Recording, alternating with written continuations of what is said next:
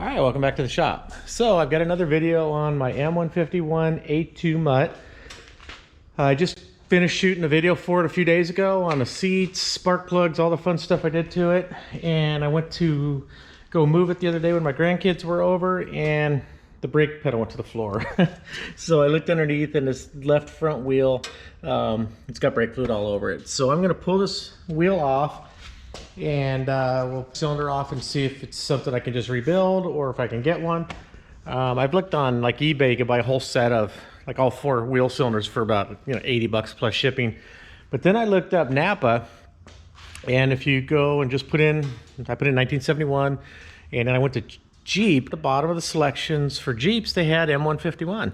So I looked it up and they show a bunch of different wheel cylinders, but they do show some that look like they might be for this, according to how they look in the pictures on eBay. So I'm gonna pull, and they had them in stock, so I don't have to wait 2 weeks to get them. So I'm gonna pull this off and see if it has any numbers or whatever. But either way, I'll take it down to Napa and I'll see if we can get the wheel cylinder.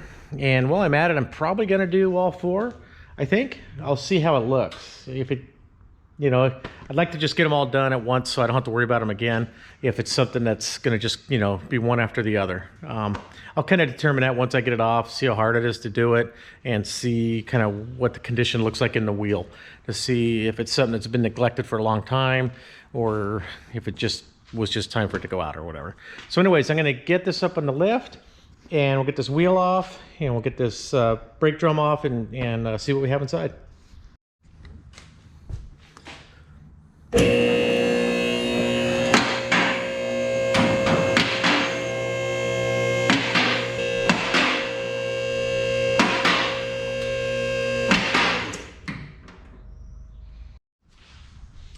All right, I got it up on the lift, got my impact ready. I'm gonna go ahead and pull the wheel off. I haven't done one of these yet. I did briefly see a video about a month ago on pulling a rear suspension apart, but I'm not sure exactly what I have to do to get this drum off yet. I'm gonna pull the wheel off. If it's not just intuitive or it just slides off and I'm right there, then I will go get my manual and we'll look it up and then we'll see how to do this.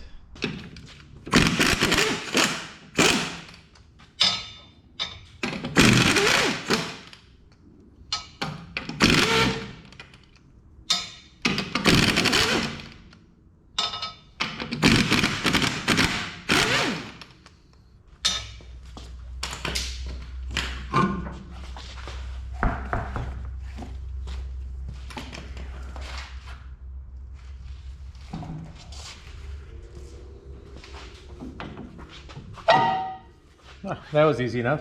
Look at all the brake fluid in there. It's soaked in the pads too.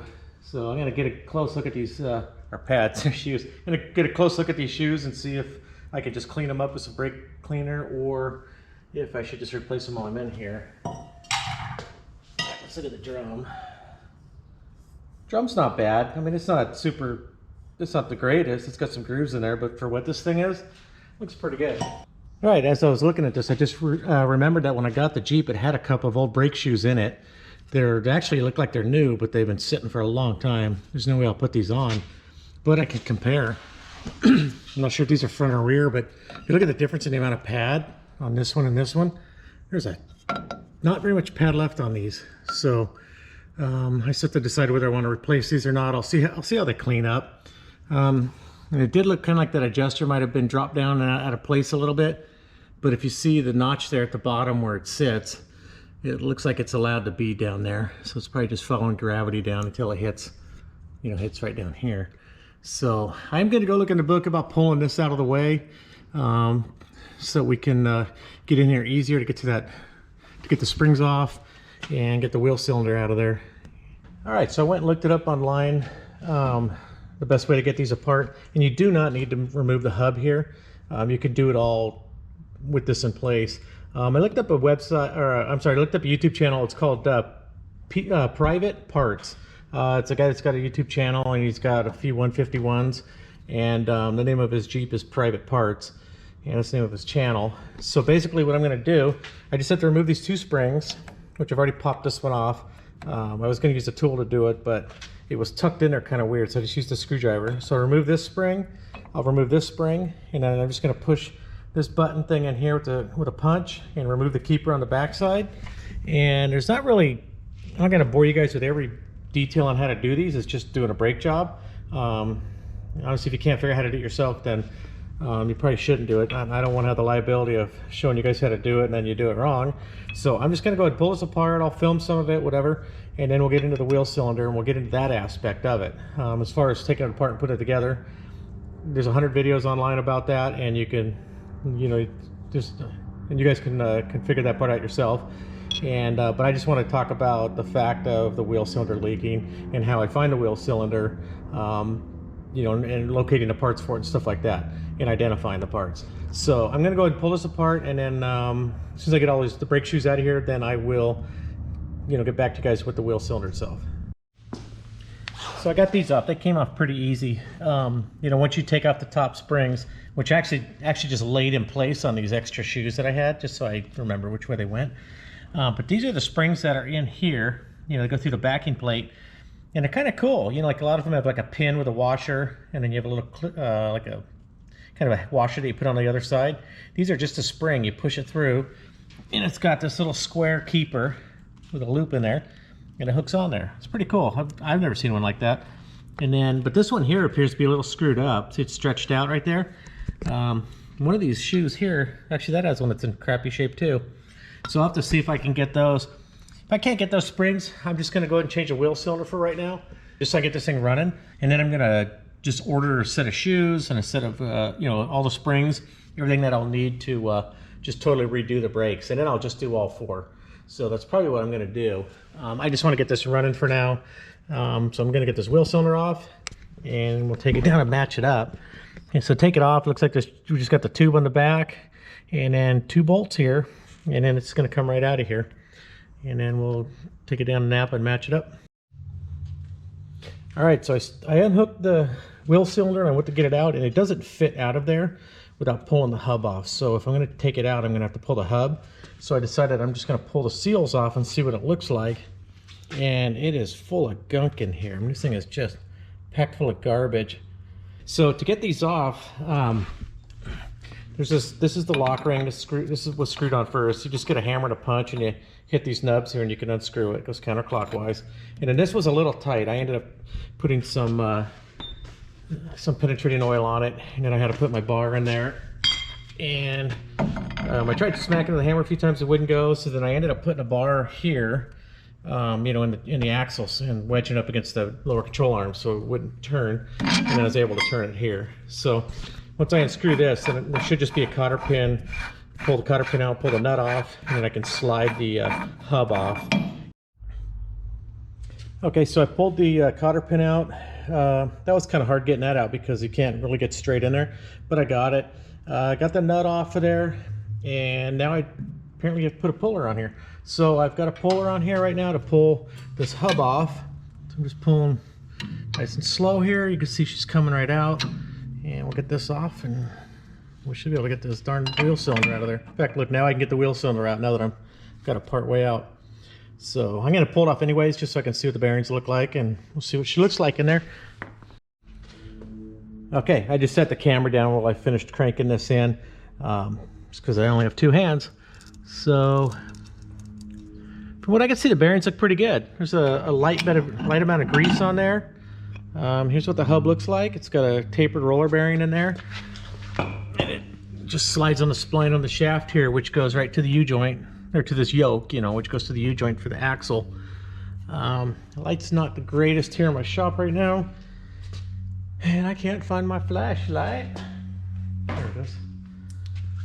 So we'll look inside here. Yeah, the cup looks good.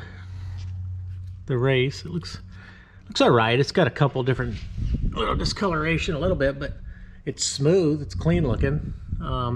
Just got a light amount of grease. I hate to add grease and mix grease, but I think I'm going to add a little bit because I'm not going to be on the highway on this thing or on the freeway. It's just going to be around town and on the trails and whatever. So, and there's a seal here too. So I am going to just start ordering all these parts because this seal does look crappy, and I'm gonna kind of get it all together, and then we'll do a video one day of just doing a complete rebuild of the hub, seals, brakes, all that stuff. But that's going to be farther down the road. All right, so here's my old wheel cylinder. You know, probably could have been rebuilt if I just got the rebuild kit. It actually, maybe I might have just been able to clean it, get all this grime out of here. The surface isn't too bad. I mean, it could use a little hone, but you know, like online on eBay, you can buy a kit with all four for about 80 bucks or something like that. I don't know what the brand is on them, you know, how good they are. I did go down to Napa, and the closest thing you found me was like 70 bucks. And I bought it just because I want to get this thing off the lift, because I got two other things waiting to go on the lift. But then I got it back, and it's not going to work. So that's going back. So then I did a little more searching, and I found on O'Reilly's website, Brake Best brand. And here's the part number for the 1-inch bore, which would be the front ones. WC16534. And then if you want to get the 3/4 inch for the rear, it's the same number, but it ends in a 5. And that's the 3/4 inch. And here it is. It's a real close match. I mean, it looks just like it, actually. It's just this. The old one's a Wagner, which is actually a really good brand, or has been. If I get these together here. So it looks like, you know, it's the right one. It's going to fit in there. And it's got the flat pistons in here too. So here's the cylinder in place. It bolted in just fine. Fit really good in there. Hopefully this is picking up enough light in there. So the other thing I did do was on the bleed screw, the hex on here is a little bit farther down, and it takes a smaller wrench too. It takes like a, was it a 5/16, I think it was. And this right here is in the way so that I could barely get a wrench on it when it was screwed in all the way. So I used the old bleed screw. It looked like it had the same angle on it as far as, you know, the seal. And obviously had the same thread because it fit. And then the hex comes up a lot higher so I can get a wrench on it. It takes a 3/8, and that way they're all going to be the same anyways. All my bleed screws will be the same size. I won't be, you know, grabbing different wrenches when I have to go to bleed the brakes on this. And if it does leak, I'll have to put the new one in it. But if it doesn't leak, then I'll be fine. So I'll go ahead and put the shoes on and get the rest of the wheel back together. Okay, so I've got the hub back in, or the spindle back in. Tighten the nut down. What I did is I tightened the nut down as far as it'll go, cinched it a little bit, backed it off, and it just kind of snugged it just a little bit. I can still, well, if I put a bar in here, I can still roll the wheel, and I can tell that it's not binding at all. You know, if it binds too much, it's just going to ruin the bearings after time. So, and earlier I commented how hard it was to get this cotter pin out. Well, it's just as hard to get one in. So I don't have my safety wire pliers with me. They're out in the field right now in the service truck.